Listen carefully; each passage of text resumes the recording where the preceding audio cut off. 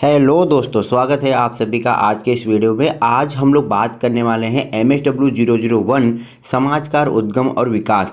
आज के जो इस सेशन में हम लोग बात करेंगे, इसके पहले जो हमने बात किया था उसके बारे में आपको बता दूं कि अगर आपने अभी तक वो वीडियो को देखा नहीं है तो प्लेलिस्ट में जाके आप देखिए। उस वीडियो को मैंने दे रखा है प्लेलिस्ट में। बहुत ही इंपॉर्टेंट टॉपिक है ये सब चीज़ें जो मैं आपको बता रहा हूँ।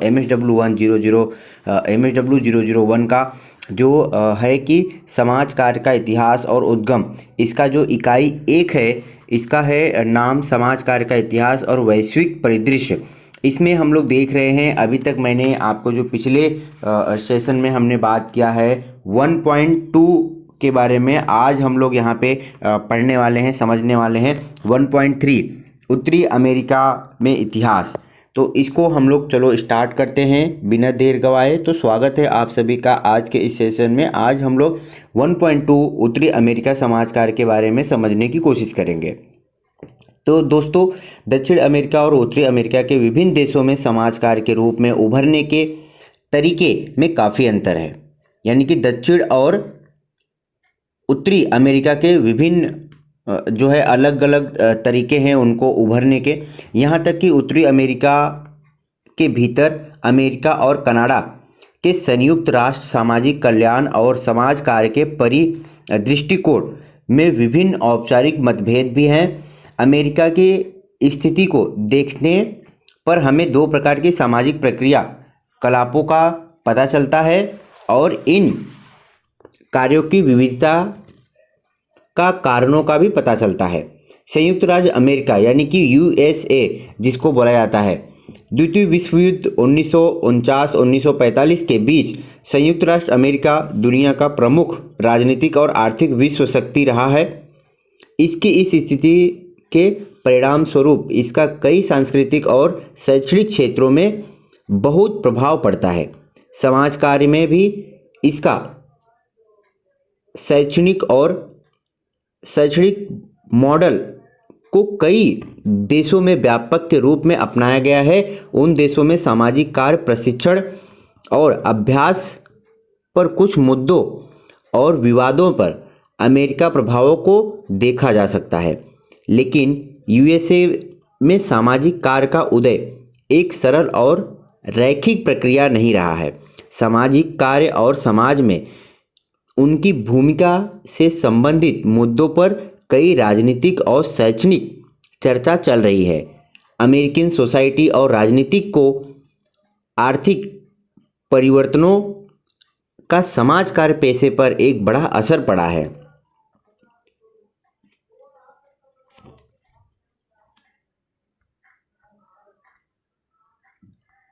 आधुनिक समाज कार्य का उत्पत्ति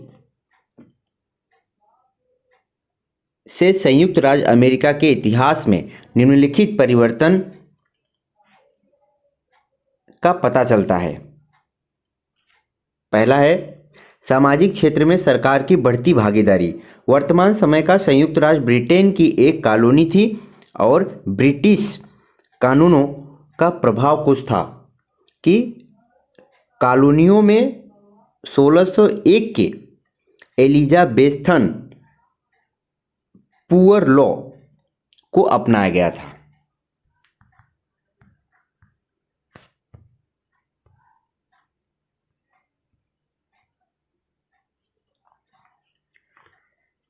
US संविधान 1787 में अपनाया गया था। इसने अपने उद्देश्यों में एक सामान्य कल्याण को बढ़ावा देने के रूप में निर्धारित किया, जो अमेरिका राजनीति प्रवचलन में समाज कार्य कल्याण के रूप में स्वीकार किया गया था। समाज के बच्चों, महिलाओं और वंचित समूहों को सुरक्षित रखने के लिए कानून बनाया गया था और इसके लिए सरकारी नौकरियों में बहुत से समाज कार्यकर्ताओं को नियुक्त किया गया था। 1930 के दशक में दुनिया ने गंभीर आर्थिक संगठन का अनुभव किया। USA भी बुरी तरह प्रभावित हुआ था, जिसके कारण रोजगार में भारी कमी और आय में गिरावट आई थी। राष्ट्रपति रूजवेल्ट के प्रशासन के तहत कई सामाजिक कार्यक्रमों को कार्यान्वित किया गया था, जिन्हें लोकप्रिय रूप से नए सौदे के रूप में जाना जाता था। सामाजिक सुरक्षा अधिनियम को 1935 के नियमित किया गया था। लगभग 30 साल बाद राष्ट्रपति लोइडन जॉनसन ने महान समाज का कार्यक्रम लागू किया, जिसका लक्ष्य गरीबों को कम करना और जीवन को गुणवत्ता सुधार में करना था। दूसरा है सामाजिक कार्यों का समाधान करने के लिए गैर सरकारी पहल। कई गैर सरकारी पहल की शुरुआत अमेरिका समाज में गरीब और वंचित वर्गों की परिस्थितियों में सुधार लाने के उद्देश्य से की गई थी। YMCA और YWCA, सेटलमेंट हाउस मूवमेंट और चैरिटी संगठन सोसाइटी OCS को ब्रिटिश में शुरू की गई थी। उन सभी में भी समाज कार्य में एक महत्वपूर्ण भूमिका निभाई थी। मेरी रिचमंड ने फ्रेंडली विजिटर का अभ्यास शुरू किया, जिसे आधुनिक केशवर के अग्रदूत के रूप में जाना जाता था। सबसे अधिक ये पहल प्रकृति की सुधारवादी थी। हालांकि आधुनिक नागरिक अधिकार आंदोलन और नारीवादी आंदोलन के कट्टरपंथी विचारधाराओं ने सामाजिक कार्य पेशा को भी प्रभावित किया था। समाज कार्य और सामाजिक सेवाओं के लिए प्रशिक्षण। संयुक्त राज्य के पूंजीवादी समाज ने धन बनाने के दौरान गरीबी सहित कई समस्याओं को उत्पन्न किया, जैसे कि बेरोजगारी और नस्लवाद इत्यादि। यह भी महसूस किया गया था कि इन समस्याओं के कारणों से और प्रभावों का एक अस्तित्वयंत तंत्र आवश्यक है, क्योंकि इन्हें सार्थक ढंग से संबोधित किया जाता है। 1895 में शिकागो के सोशल इकोनॉमिक्स के स्कूल में गरीबों और उनकी समस्याओं पर काम करने के लिए व्याख्यान शुरू किया गया था। कोलंबिया विश्वविद्यालय ने सबसे पहले 6 महीने का डिप्लोमा के रूप में समाज कार्य के पाठ्यक्रम का पेशकश की थी और बाद में एक डिग्री कार्यक्रम में इसे विकसित किया। USA के समाज कार्य के विकास का इतिहास हमें इस पेशे की प्रकृति के बारे में महत्वपूर्ण चर्चा में दिलचस्पी लाकर जानकारी प्रदान करता है, जो अब तक भी महत्वपूर्ण है।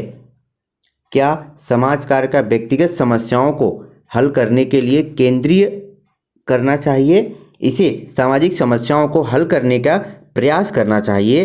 क्या कल्याण सेवाएं व्यक्ति के अधिकार या सरकार के पक्ष में परोपकारी के कार्य हैं? यह अक्सर जोर दिया जाता है कि अमेरिका समाज गरीबों और बेरोजगारों का असफल और हारा हुआ मानता है। ऐसा लगता है कि अमेरिकी समाज सभ्य जीवन जीने के लिए पर्याप्त अवसर प्रदान करता है और यदि कोई व्यक्ति इसके लिए असमर्थ है तो वह स्वयं इसके लिए जिम्मेदार है। कनाडा संयुक्त राज्य का एक उत्तरी पड़ोसी है। हालांकि समाज कल्याण के लिए उन दोनों के दृष्टिकोण में काफ़ी अंतर है। कैनेडियन समाज कल्याण प्रभावी को संयुक्त राज्य के प्रणाली से अधिक मानवीय और व्यापक माना जाता है।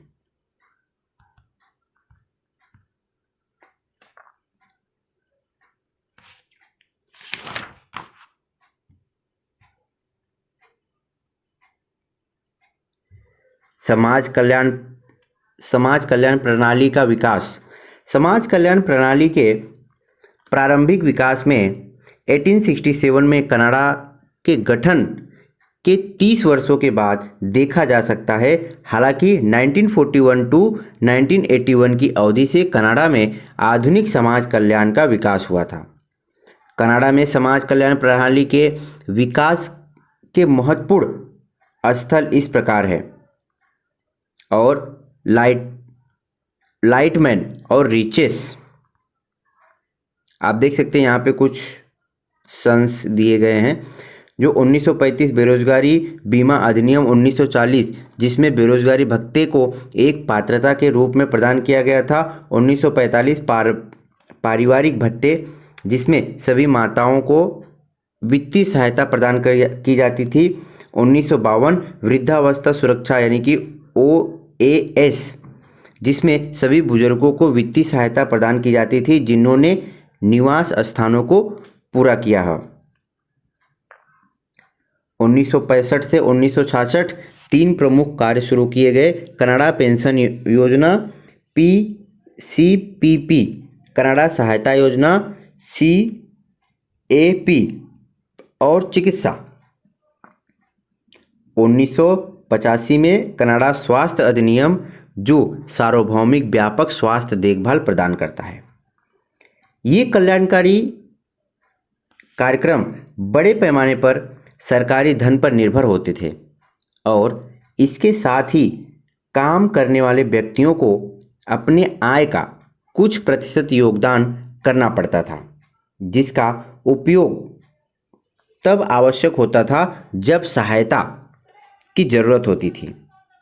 1919 में कनाडा और संयुक्त राज्य अमेरिका में समाज कार्य के स्कूलों ने अपने साथ सामाजिक कार्य शिक्षा के लिए परिषद का गठन किया, CSWE, जो समाज काल शिक्षा को नियंत्रित करता है। 1926 में समाज कार्य के कैनेडियन संघ को एक पेशेवर संगठन के रूप में शुरू किया। तो दोस्तों ये थी, हमने देखा जो आज का सेशन था 1.3 उत्तरी अमेरिका के समाज कार्य।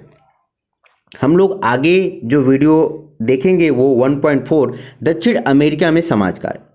तो दोस्तों आप कमेंट कर बताइए कैसा लगा और भी मैं क्या इसमें सुधार कर सकता हूं ताकि आपको और अच्छी तरीके से इसका नॉलेज दे पाऊं। और मेरा उद्देश्य यही है कि जितने भी स्टूडेंट हैं, चाहे वो इग्नू हो या फिर जो भी लर्निंग बेस्ड स्टूडेंट हैं, अगर वो सीखना चाहते हैं, समझना चाहते हैं, तो मेरे इस ऑडियो बेस्ड प्रोग्राम में जुड़ सकते हैं और वो जो है अपने इस पाठ्यक्रम का हिस्सा बन सकते हैं।